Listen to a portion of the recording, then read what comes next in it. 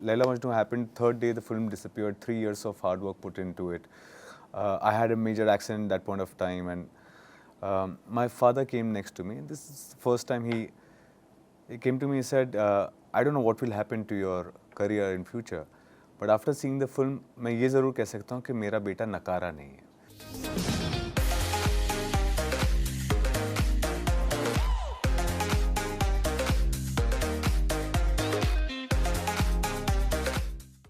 With most of the focus of the audience being directed towards the big theatrical releases in the past few months, streaming releases week in and week out, owing to the saturation of the medium and just the array of choices, has not really garnered the event-like atmosphere it once experienced when the pandemic hit us all.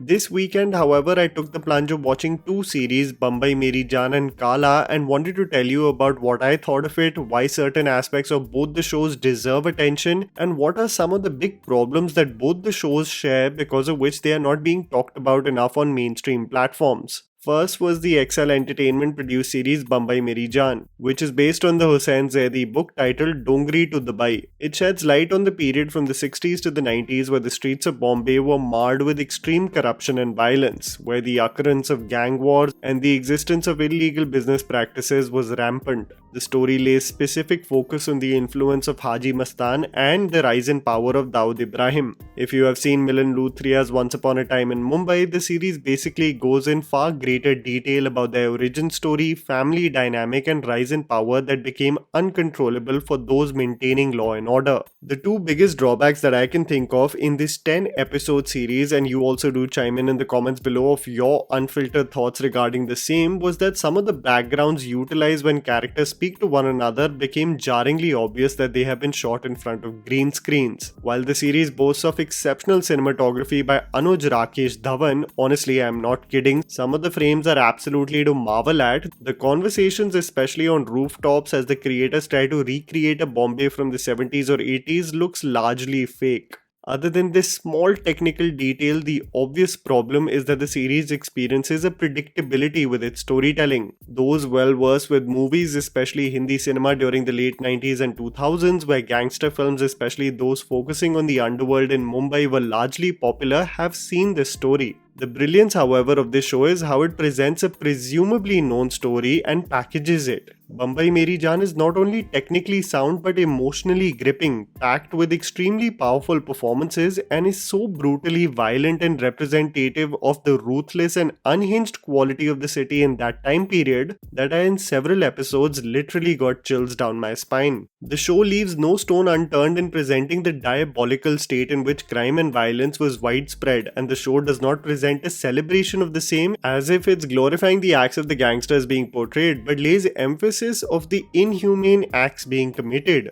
I can't tell you how horrific an episode is in this series where it can give competition to the Red Wedding of Game of Thrones. I was mortified, speechless and truly shook at how chilling the sequence was staged and captured, and that's a testament to a director like Shujat Saudagar. KK Menon is an absolute beast in this series, laying the foundation in the first 3 episodes of a talent that just nails every character he portrays. His life dedicated to an honorable living and the detrimental effects it has on his family is exceptionally portrayed, especially a scene in which his frustration is projected towards his son, all an amalgamation of his helpless state in that very moment. Avinash Tiwary as his son takes time to get fully into the skin of the character, but Tiwary especially shines when Dara and his monetary wealth is at its peak. The complicated dynamic with his father extracts several moments that just showcases actors who understood the assignment regarding the pitch and the themes explored in the series. Other than Manya Surve's characterization by Sumit Vyas, which made me laugh hysterically and would give Farhan as Daud from Daddy some competition of a total miscast, I absolutely love that TV actors really get to showcase their prowess through this series. Actors who were restricted in one medium for so long through the advent of digital storytelling can finally show off. While Kritika Kamra and Vivan Bhatena are commendable, it's Saurabh Sajdev as the perfect Haji Makbool and Nivedita Bhattacharya as Dara's mother who will leave a lasting impression on you. There is one sequence where Nivedita is in a daze and transitions to cry in agony that will just tell you how we've barely scratched the surface on just the abundant talent available all around us. A surprise also includes Aditya Rawal, who is making some brilliant acting choices, I must say. If you haven't seen him in Faraz, I would highly recommend you do so. The series does demand from you attention for a long period of time, over the course of 10 episodes, and more importantly, I have to warn you about the abundant profanity in the series that did make me squirm also in certain moments, but it's the prowess in telling the story with such a huge ensemble cast that is truly exemplary. One thing, however, I am very clear about, and I hope you are too, is that these characters may be gangsters, their origin may stem from trauma, and their circumstances may have led to them pursue a life of crime, but the real individuals that are being portrayed in this show are nothing short of terrorists, who were solely responsible for some of the most gruesome and violent acts committed against innocent civilians as well. This is something that should not be forgotten, irrespective of the context that is provided about their personal struggle in life in this series. The conscious choice to take part in illegal activities as adults and through their personal vendetta and ego trips to make Mumbai burn, where the real person actually suffering was the common man, extracts no sympathy from me. A reminder to think about while we do get impressed and taken aback by the competent storytelling of the makers. While Bambai Meri Jaan was still coherent, impactful, and truly engaging through its running time, I haven't been more conflicted by a show in a long time as I saw Kaala on Hotstar, an 8-episode series with many familiar faces that we saw in Bambai Meri Jaan as well. This show focuses on an IB officer played by Avinash Tiwary who is on the prowl to catch Namanarya, who he is totally convinced is carrying out reverse Hawala in the country by placing many of his charitable funds and organizations as fronts to execute the same. The series then explores a cat and mouse chase where red tape and corruption plays a major role in sabotaging Avinash's investigation and takes a deep dive to his origin story and how many of his enemies in the current timeline tie into his familial background. If I can get one thing straight out of the way, and that is the compliments of course, is that Bejoy Nambiar for me is a very exciting filmmaker. I find his form to be so contemporary, so stylized and unique that I often marvel at some of the technical choices that he makes in capturing sequences. This is something that you will notice in Kaala too. The color schemes are beautiful, the practical nature with which he captures the action will immediately remind you of his criminally underrated Tesh, and the editing choices he makes in either capturing flashbacks or to highlight PTSD extract some wonderful moments of a director who technically is very sound. While I appreciate these moments from a set piece standpoint, the series falters from a screenplay perspective because Bejoy takes some very risky and outlandish decisions to raise the stakes. These range from social themes that the series explores, the locations and timelines it skips, and more importantly, the personality traits of characters that borders on caricatures versus real people. And this is especially true for Jitin Gulati's character in this series. It's interesting because Bejoy makes decisions that can either totally invest you in the story or completely make you go what the f***, and Kaala's story keeps on shifting from intense to what the f*** every now and then, and this may cause whiplash for many viewers. Highly emotional and intense scenes are followed by carefree banter between siblings or a random Malayalam and Tamil tiff, and it somewhat catches you off guard in several instances. While Bejoy is technically strong, especially in capturing the chase sequences, it is in the emotional core of the series where he falters, where Avinash and the link of his family does not really become strong enough to truly tug at your heartstrings. The ideas are interesting, Avinash Tiwary and Rohan Mehra are standout performers, Kolkata and the color palette is immaculate, but the problem of Nambiar's story still being emotionally distant remains, making me think it was a classic case of interesting ideas that just did not land in a cohesive structure, especially the development of the antagonist of this story, which completely came across as unintentionally funny rather than an impactful social commentary. As I still respect the director and Avinash at the helm of affairs, I also had the opportunity to sit with them and discuss various facets of the show and Avinash's career and frustrations within the film industry. I hope you do like it. Thank you so much for doing this. I must say this is like some of my favorite worlds colliding. Somehow Bejoy is working with the actors that I really admire. It started from Rajkumar and Gulshan and Shaitan with Harshvardhan and Tesh, and now these two worlds colliding. It's lovely to see this collaboration, I must say. Bejoy, I wanted to start with you. So, you know, I've been a fan of your filmography, and I've seen several adjectives being flung around, you know, that he's contemporary, there's slick editing and stylized in many ways in terms of the stories that you tell. But I've always seen that some people are critical of it being slightly emotionally distant. I wanted to ask you, with the long form content, did it really give you the luxury to explore more with characters in terms of exploring their personal dynamics? So that aspect of what you said is something I've constantly tried to work on more in every story that I've tackled. And in the long format, like you said, it gave me that luxury to kind of just push a little more, even though this world was also dense, had too many characters, but it gave me that space to kind of go more and more into each one of those characters and into their backgrounds and in their way of looking at life and the darkness in them that kind of manifests. And also, so it gave me that luxury for sure, because it was a long format and because I could in my storytelling afford that kind of luxury of time. Yes. With the editing table with feature films, is it really gruesome in terms of just the kind of things that you have to cut out? Because I would imagine that a lot of your features are also indulgent in terms of running time. Yeah, but this is from the time I've done Shaitan. I can tell you that I rarely cut out barely about 10% of what I've shot. Oh wow, okay. I'm a very economical filmmaker. I shoot what I want, so in fact, I don't actually remember shooting an entire scene or like a whole day of work and then just scrapping it on the table. Wow. I will never do that. If it's a bad scene, everything, of course, I'll still try my best to make it work, because there is a reason why I written it. There's a reason why we did it a certain way. So I'm one of those guys who doesn't just take off. Of course, if there's feedback and they say no, this has to go, this will go, I take that feedback seriously, but I'm not someone who can just ruthlessly let it go. Avinash, I've been rooting for you since Tu Hai Mera Sunday, so it's been lovely to see your growth. Thank you. And I wanted to ask you, as the visibility is increasing for you, are you still organically, just creatively saying yes to projects, or is the commercial optic pressure also something that you're dealing with now? My process is the same that I had.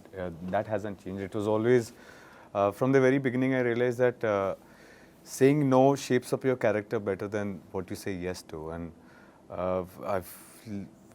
now that I'm probably acting for 20 years, if I count my theatre days, you've only said yes to projects that you liked, you wanted to. One thing that I realized, and probably it has happened on its own, is that yes, I like a story, I like a character, but how is it being put out there? And that becomes essentially a producer's job. Thankfully, right from, say, Laila Majnu until now, I've been working with the top producers of the country. That has been something that has happened for me. I didn't really look for it. I think optics is something that they can take care of. It has never come to my head, not yet. If it does, later on I'll probably add to it. But for now, what I do understand is very simple, right? If the story connects to people, and if it comes through in a certain way, they will look at you in a certain way. I did Laila Majnu for the world. They kept calling me Majnu. The moment you do Khaki, they call you Chandanwa, because it lands to those people. And if you keep growing and doing better work, eventually it's the filmography that matters. So that's what I'm really looking for. I'm looking for longevity. Yes, there is a need for a rise high, but at the same time, I know I'm playing the long haul. So it's a long game. I'm here for a long time. Yeah, you are. And I think that's a great luxury also, when on paper you read something and it translates well because it's produced well. Absolutely. I think that's an actor's dream also. Bejoy, I want to say I saw the first 4 episodes of the show. Oh, lovely. And I loved the way you just captured that chase sequence with the ambulance. I must say that I've been seeing it since Shaitan, with just the practical effects that you want to capture action. With just the growth of technology being accessible, is that something that you want to keep on holding on to? Pushing the envelope with as much practical effects as you can? I've always kind of subscribed to that more. I'm as much as we're moving way more into the VFX turf, and a lot of my contemporary filmmakers have done some phenomenal work with that. I still shy away from it. I still feel I'm still a bit old school in terms of I need to see it in camera. In fact, I set my LUT the color scheme of my my shots way before I go onto the floor, because I need to know how it's going to look. 90% what I see in the frame should be my final product, and that translates into every aspect of it. You know, so action is also one. So all the explosions you see, it's all real. Yeah. You know, all the tip and fall, everything that is, it's all real. We did barely any little bit of cable work and all that. So I like to keep it as real as possible. Let me see how far I can do that.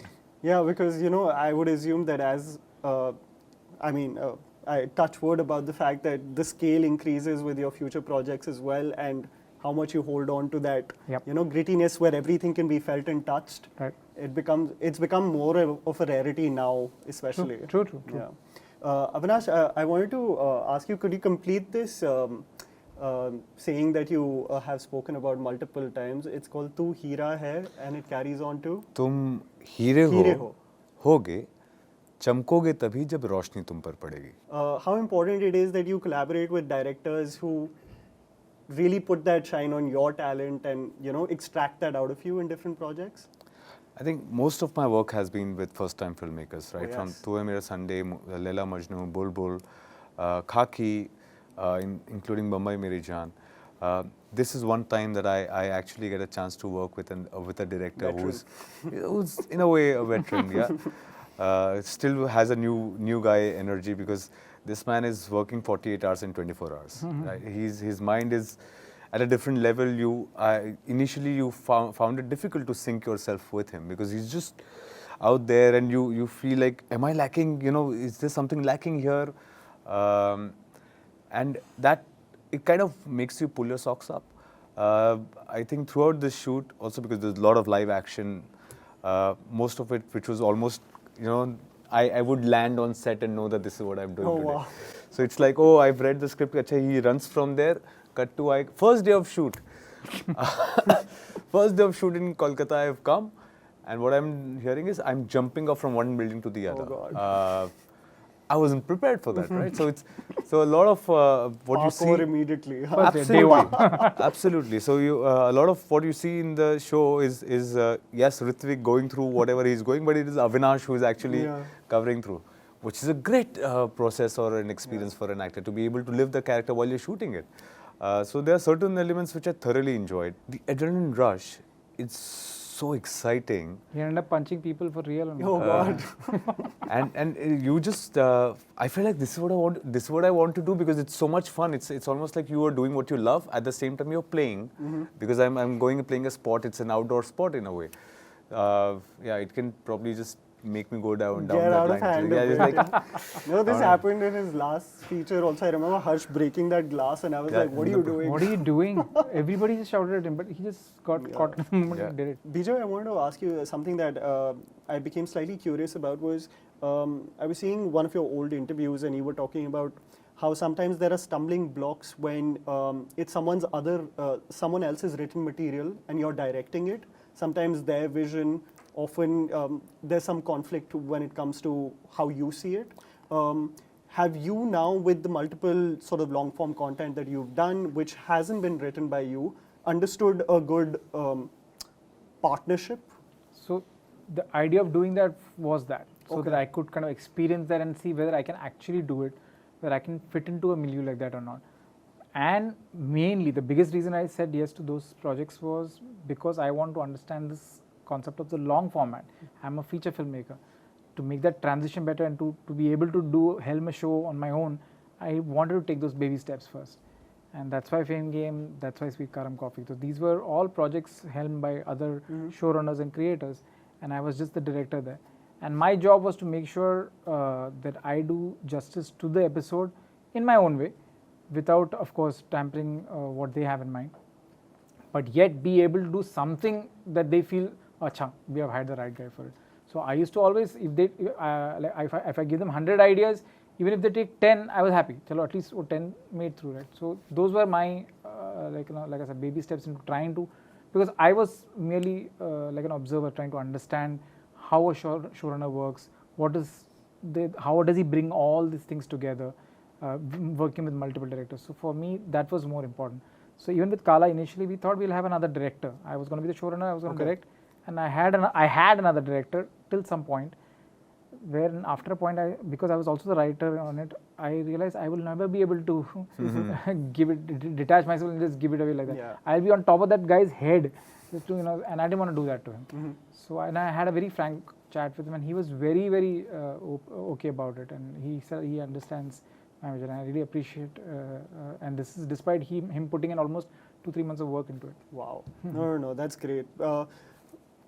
I would also assume that, Avinash, I'm just looking at your journey throughout, and I've seen multiple interviews with you, and you talk about like perseverance through hardship, and also like while mediocrity probably is thriving around you. I wanted to understand that individually. How do you push yourself? It's slightly when you're younger, it's pushed by anger, frustration. What's the emotion that guides you now? I think, yes, anger was something that I've always felt. There's an angst. I don't feel that I have completely done with it. It's there deep within.